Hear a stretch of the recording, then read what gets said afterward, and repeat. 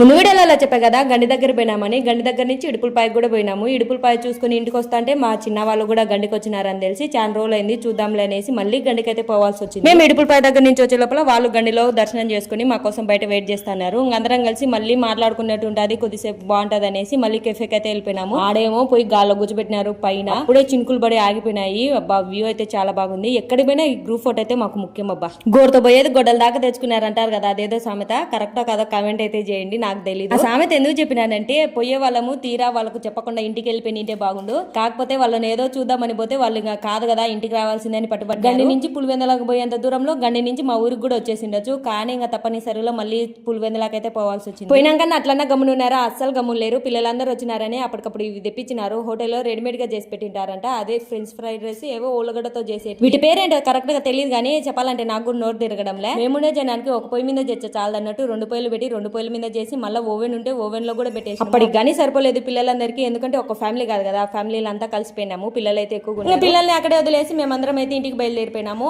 మా ఊరికి దగ్గరికి పోయే లోపల టైం అయిపోయింది. ఇంకా మళ్ళీ ఇంటికి పోయి ఏం వండుకుంటాంలే అని అక్కడే చిన్న హోటల్ ఉంటే తినేసి ఇంటికి అయితే వచ్చేసినాం. ఫుడ్ అయితే చాలా బాగుంది. ఈసారి పోయినప్పుడు వీడియో అయితే చేస్తాను. అన్నట్టు చెప్పడం మర్చిపోయినా, మా ఊర్లో తినాలని చెప్పినా కదా, రేపైతే నేను ఊరికి వెళ్తానా, మీరు కూడా రండి, తినాలైతే చాలా బాగుంటది. ఈ రోజుకి